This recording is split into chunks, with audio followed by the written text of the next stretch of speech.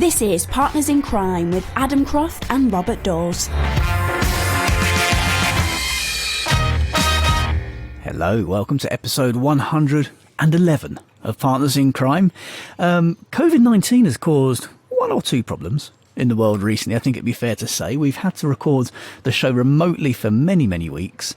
Then Bob and I managed to get back together when the guidance changed, and we managed to record out here in the garden at Croft Towers, at a safe distance, of course. But I never thought that COVID-19 would lead to me sitting under a flimsy gazebo in the rain with Adrian Hobart. I never thought that too. You know, this is a strange world that we live in. And 111, now, in cricket terms, that's Nelson. Right. You know the sort of rumours. So English cricketers think that that's an unlucky number. And famously, there was an umpire, David Shepherd, who used to stand on one leg when it was 111 on the scoreboard. So I don't know if it's going to be unlucky or not, but it's always I feel lucky to be part of it. So thank you. Well, there you go. It's episode Nelson. Named already within the first minute.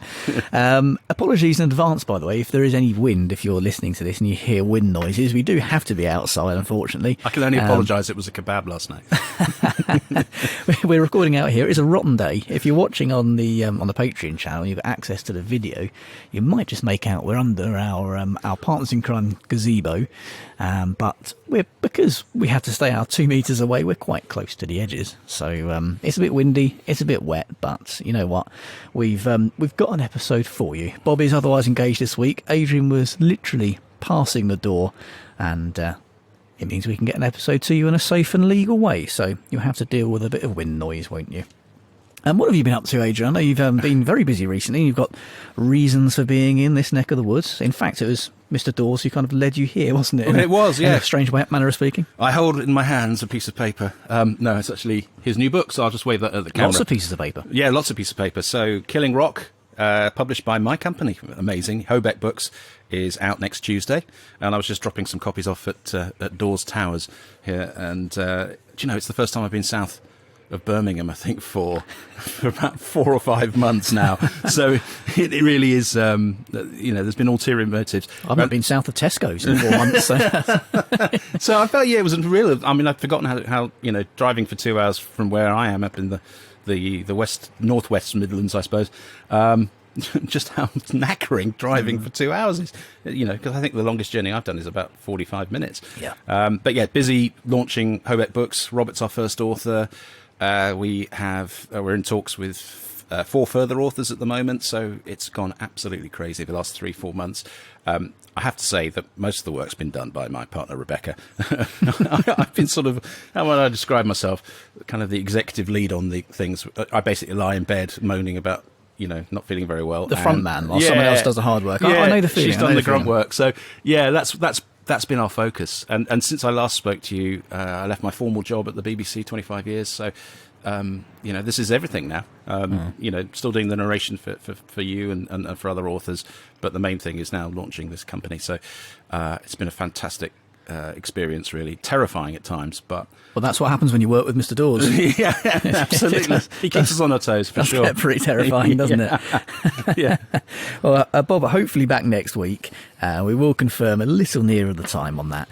I've been looking through the news this week and last, because we didn't have an episode last week, and I noticed that there was an article by Alison Flood in the Irish Times, which I think first of all came up in The Guardian. It probably will have done if it's Alison Flood. It's an article in which she speaks to Lee Child, and he says he doesn't actually like Jack Reacher. Yeah, I saw that much. He said, I've been doing it 24 years now and I couldn't do it anymore, as he hands over the reins of his Jack Reacher series to his brother, Andrew Grant. He's not the first to tire of his most famous creation, Alison says here. By 1938, Agatha Christie had grown entirely sick of Hercule Poirot, asking, why did I ever invent this detestable, bombastic, tiresome little creature? Eternally straightening things, eternally boasting, eternally twirling his moustache and tilting his egg-shaped head. and nearly 50 years later, Arthur Conan Doyle was equally wearied by Sherlock Holmes. 50 years earlier, obviously. I think of slaying Holmes, he said, winding him up for good, he told his mother. And of course he did, and then had to go back on that. But this article, it does actually, they've spoken to lots of different authors about their creations, how they came about, there's a plane overhead, and what they intend to do with them and whether they're aging them. So, for example, Andrea Camilleri, when he wrote the Montalbano series, he actually wrote the last novel in the series 14 years ago and gave it to his publisher for safekeeping, saying, when I get fed up with him or I'm not able to write anymore, I'll tell the publisher, publish that book. Wow. Which is interesting because I've got something quite similar for my Kempson Hardwick books. I know how they end. Right. I know the last book. And I've not written it. I've got it in my head. I've got some notes. And yeah, I've got a very similar idea, actually, of writing that in some downtime. I've had this idea for the last 8 years. And then just going, okay, well, look, when I'm sick of it, press the button. Almost like a dead man's switch. Yeah. When I want the series to end, that one goes out. I can see that. Actually, funny enough, I'm talking to one potential author who I suppose I wouldn't include in my 5 sort of signings to be, but maybe. And this is where they find out, right? But talking to him, it's a left field choice of author, somebody I've approached from a completely different background, who I think is a great storyteller from their background in the Navy. But he said to me that I've got 10-book series in my mind, and I know it's all leading. I know what the end story is, so. Even before we've commissioned it, we're just discussing it. Haven't even seen the first chapter of the first book.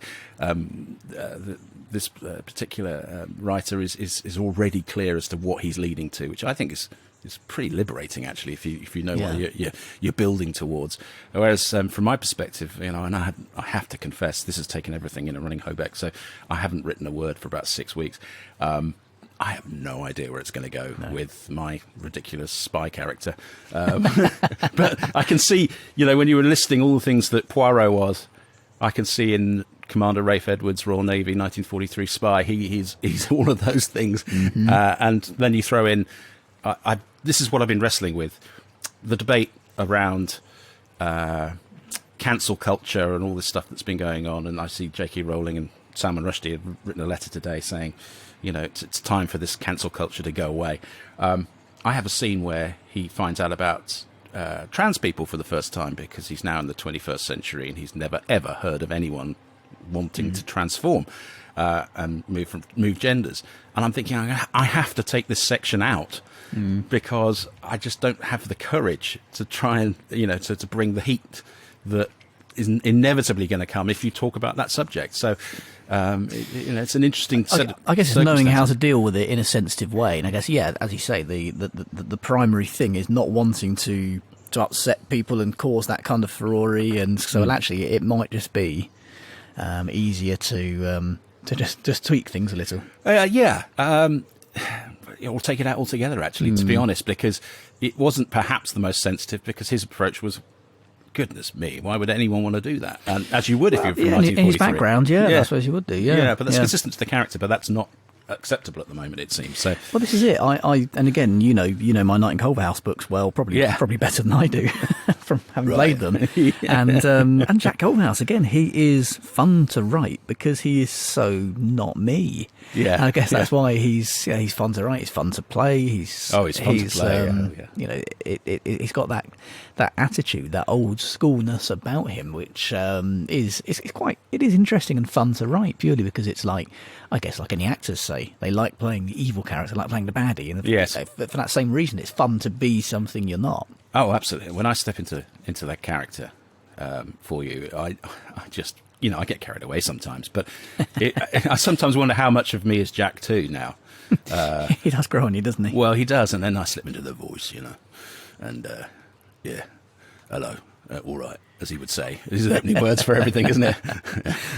The good people of Milton Heath. Not many of them left. I've killed most of them off. You have, yeah. We're going to. Although, actually, this is something that does come up in this article with these other writers. For example, John Connolly, talking about Charlie Parker. He's written 18 books about Charlie Parker. He said if he had to end the series, he would. He said, if my doctor said don't go booking any holidays after November, I know I would choose to end the series. For the moment, though, I like looking at the world through his eyes. Lee Child went on to say, best thing to do is not get too close to the character. I need to like him less than you're going to like him. That's what keeps him alive and honest and authentic. And if my cold fingers can turn the pages, I'll let you know what Attica Locke said about Darren Matthews, which is that I know what Darren will be up against in book 4, but I don't know how the whole thing ends. Val McDermid on Tony Hill and Carol Jordan. said, the one thing I've promised readers is I won't kill either of them, but I've never had an overall arc.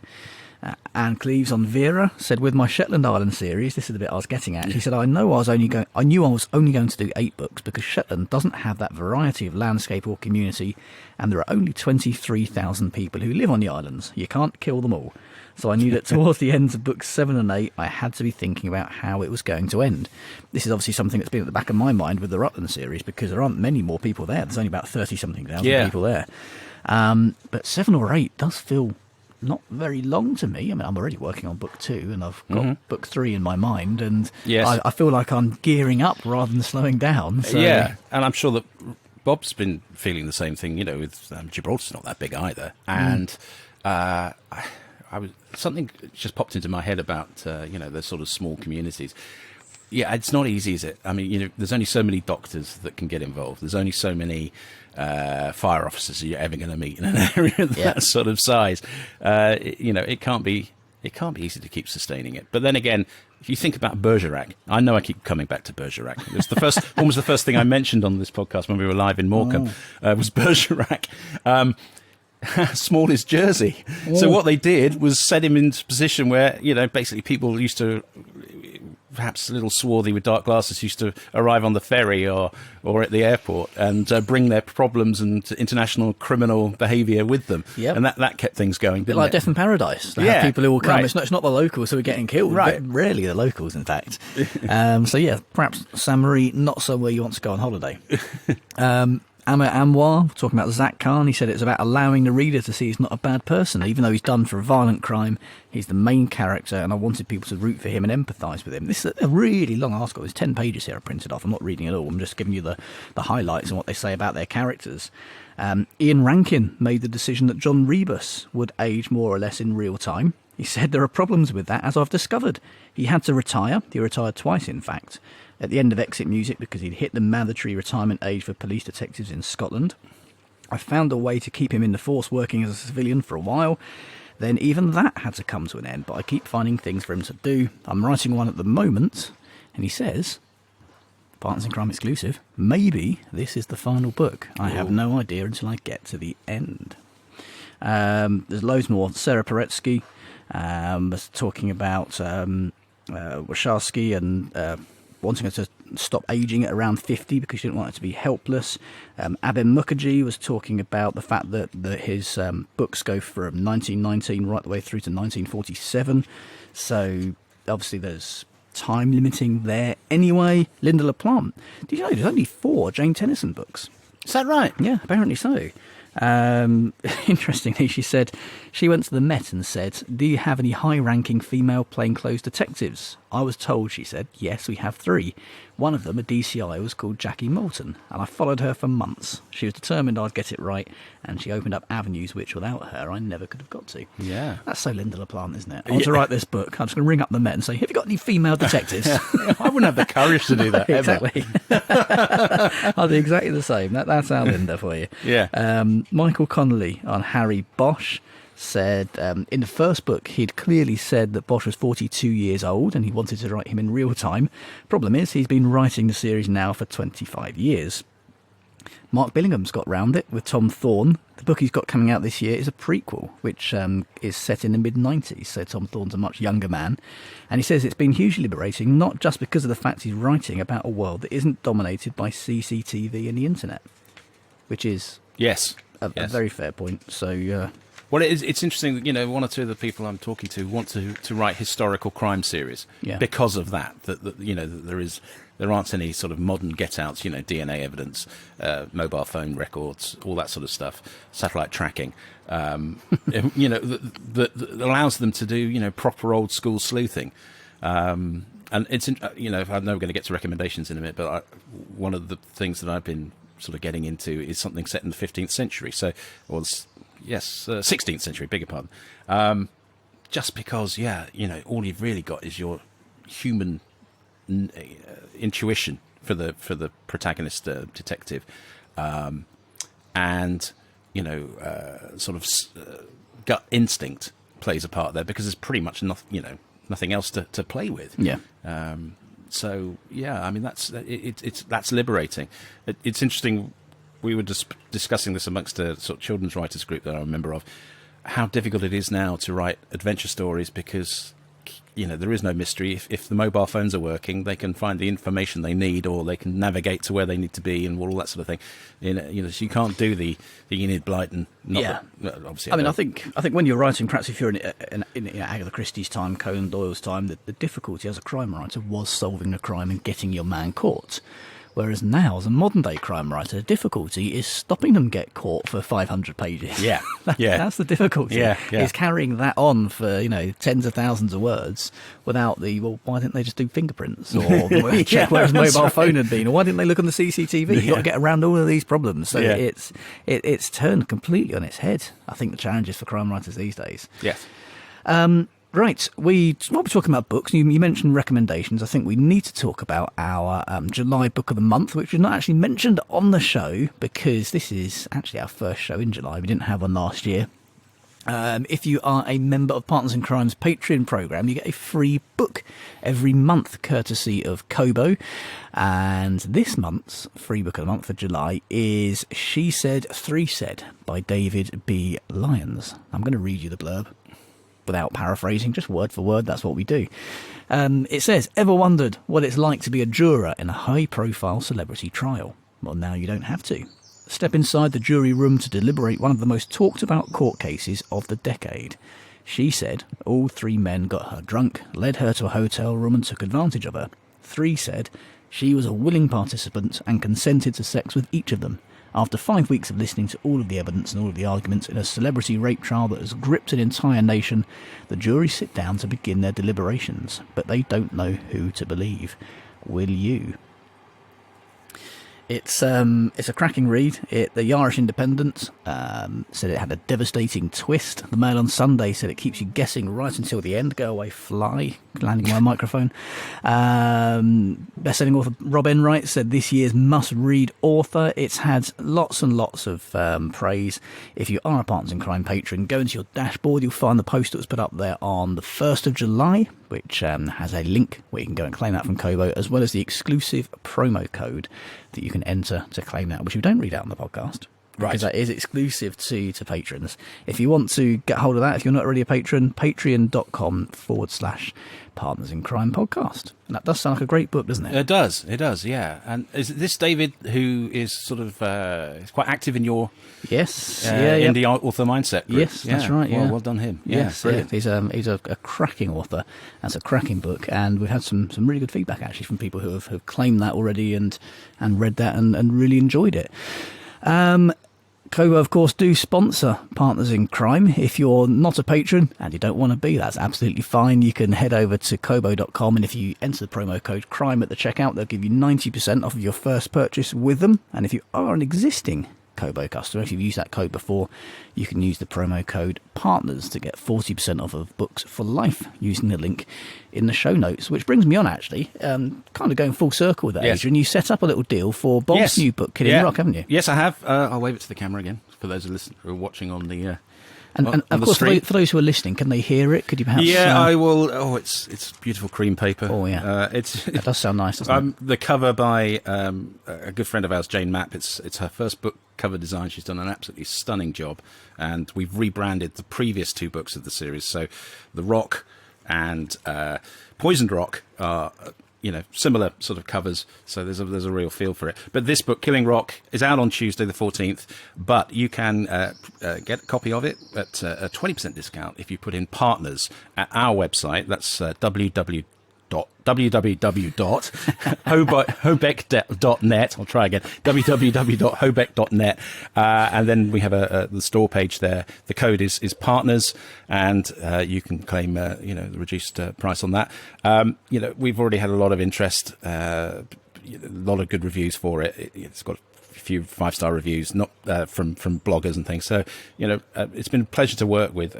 Robert had written this about, I think, two years ago. And actually, through the whole process, with the creative process, we got him a new editor, and there's been quite a few changes made as a result of that. So, structurally, it's slightly different, but there's an absolute, I'm not going to give anything away, a zinger at the end, a twist for those who follow the series, it is a mind-blowing twist at the very end of the book. So it's really worth it. And, set in Gibraltar, Robert's an excellent author, really is. And we're so proud to be working with him. It's a privilege. And I appreciate that that's kind of extended from my relationship with you and working on Partners in Crime. But it's been a pleasure to work with Bob. We kind of... He won't like this. We kind of call him... Definitely say it then. Well, we call him Uncle Bob. He's kind of our first author, and actually he's taking great interest in who we're going to be signing next. And that's part of what we're trying to do. So for authors who are out there unsigned and want to submit to us, please do, because what we're trying to do is build a sort of a company which supports authors properly, proper editing, creative space to follow their feelings, and not this sort of top-down approach that many other publishers do. So, and Robert's responded to that, and it is part of that process, really, because I think what we're going to do is bring all those authors together as often as we can to support each other. It's a very lonely business sometimes, and we don't want that to feel. We want people to spin ideas off each other, and but it's early days. But it's just holding it in my hand. It arrived yesterday. It just feels amazing, doesn't it? It does. It's always nice getting that first book, getting eyes on, as I call it. Yeah, absolutely. I like that Uncle Bob as well. Yeah, I think we can remember that. Uncle Bob back next week. Yeah. Yes, I'll let Moriarty pick out the website address from that and the code and put that in the show notes. You can go and claim 20% off of Bob's new book, Killing Rock, which I've not read. I do need to, and have a proper flick through. I've read the other two in the series. I think Poison Rock and The Rock. Very much enjoyed those. So looking forward to getting stuck into that. And the other thing that he's doing is doing the audio for them. So as you're aware, he's sort of built a sort of homespun studio, and when things get a bit easier for him in the next few weeks, we hope to turn that around. So that's why he's been ringing me up saying, where do I plug this into for the last 2 months? Right? There's been a bit of that. There's me thinking he was trying to set up a rival podcast. He was trying to spin off Partners in Crime. Not at all. No, it has been a bit like that, yeah. I was going to say there's been a couple of more news things about awards. We're getting into the awards season now, even though we're not getting into the festival season for obvious reasons. And the Crime and Thriller Book of the Year Award was announced recently at the British Book Awards, and Owen Cam Braithwaite won for her novel My Sister, the Serial Killer, which is fantastic, really, considering where we are at the moment, society-wise and politically. To have an African writer winning that, it's the prestigious Book of the Year accolade overall was won by Candice Carty-Williams, her first novel Queenie. Bernardine Evaristo was named Author of the Year and saw her Booker-winning novel Girl, Woman, Other take Fiction Book of the Year, and the overall Book of the Year, so Queenie beats Girl, Woman, Other, and also Three Women by Lisa Taddeo, and of course My Sister, the Serial Killer by Owen Cam Braithwaite. So good to see it. In addition to that, the independent publishing firm, small publishing firm of the year was Jack and Astor, which is entirely it's a BAME sort of organisation. So that there's obviously a massive drive within the traditional publishing world to reflect diversity. All of those absolutely were the winners. I'm not saying not, but there is a very definite shift in emphasis within the publishing industry. There's no question about that. To try and sort of shake off, I suppose, and to reflect the wider society, which, let's be honest, hasn't been reflected terribly well. No. I know that in the past you've been talking about that black authors have not been paid the same as their white counterparts. Again, that's obviously something that's part of this wider movement, Black Lives Matter movement, to be corrected and sorted out. Yeah, absolutely. And I know that that shortlist and those winners probably would have even been decided before most of this kicked off anyway. And those books have all been winning prizes for the last year or so. And Bernardine Evaristo won the Booker Prize last year for the book. So it's even more heartening, I think, actually, to know that they're not just being picked because of political pressure or anything, and that they were the winners anyway, and that's, I think, actually quite reassuring. And well done to them. Well done also to everybody who is on the shortlist for the Bloody Scotland's debut crime book of the year and the long list for the McIlvenney Prize. It will be announced at Bloody Scotland, but whether that's happening or not, I'm not entirely sure. I imagine probably not. The shortlist for the debut crime book of the year is Deborah Masson for Hold Your Tongue, Stephen O'Rourke for The Crown Agent, Marion Todd for See Them Run, and Francine Toon for her book Pine. And the McIlvenney Prize as well is named after William McIlvenney, of course, the godfather of Tartan Noir, as he's known. And the long list for that prize is Lynn Anderson, Time for the Dead, Bad Memory by Lisa Gray, Whirligig, great name, by Andrew James Gregg, A Dark Matter by Doug Johnston, his friend Val McDermid, also fellow bandmate Val McDermid in How the Dead Speak. Yes. Ben McPherson's The Island, James Oswald's Bury Them Deep, Ambrose Parry, who are Christopher Brookmeyer and Marissa Hetzman, The Art of Dying, Mary Paulson Ellis's The Inheritance of Solomon Farthing, Caro Ramsey's The Red Red Snow, Francine Toon's Pine again, and Craig Robertson Watch Him Die.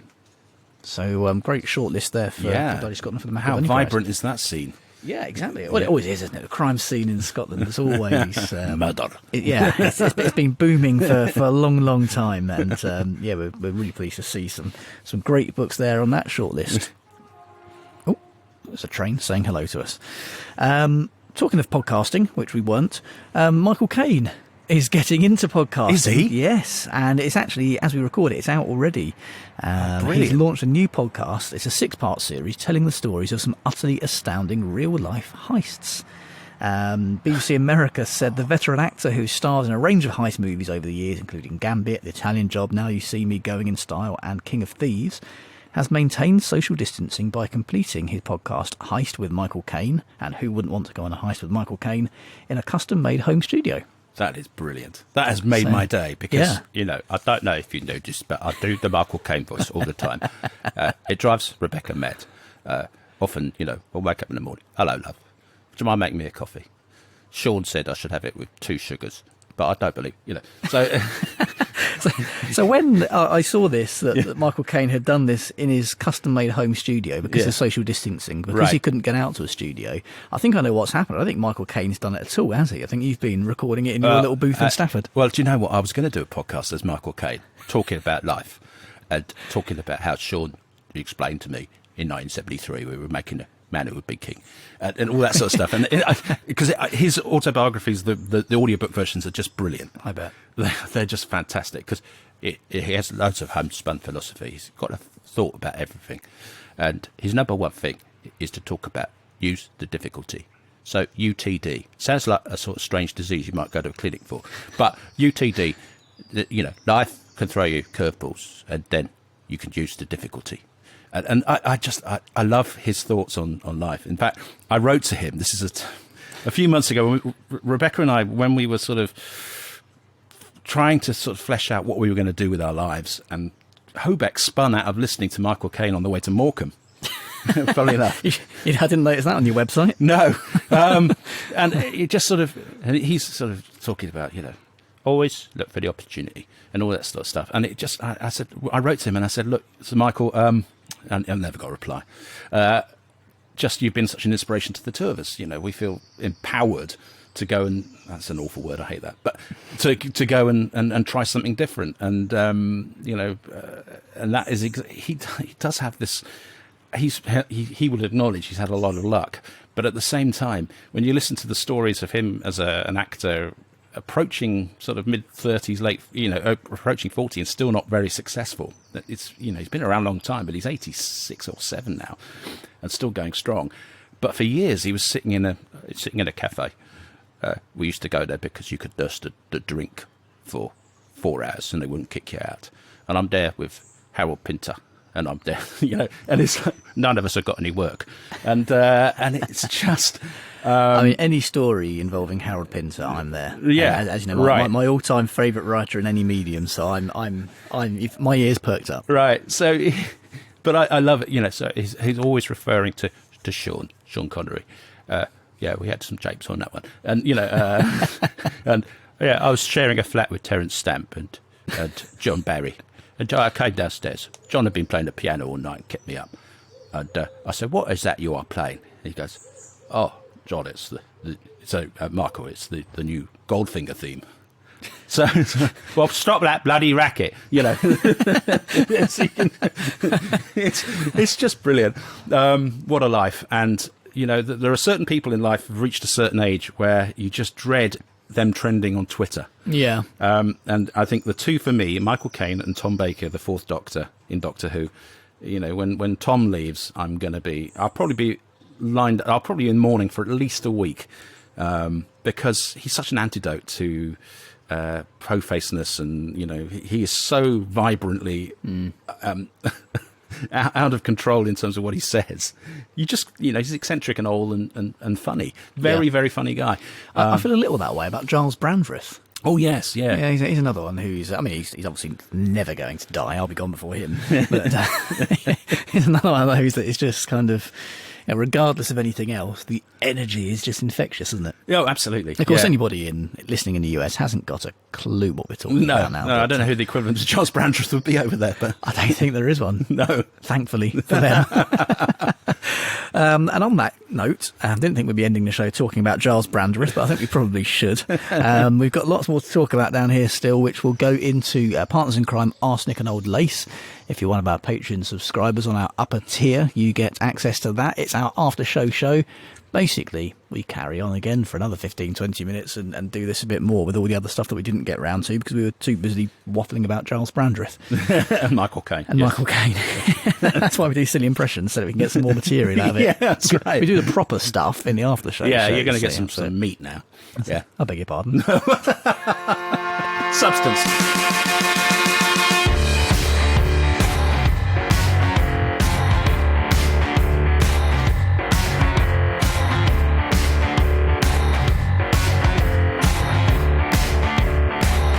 Partners in Crime was presented by Adam Croft and Robert Dawes and produced by Adam Croft. The theme tune was by the Caesareans. The Partners in Crime logo and imagery were designed by Stuart Beisch. Partners in Crime is sponsored by Kobo, your favourite local bookshop, perfected.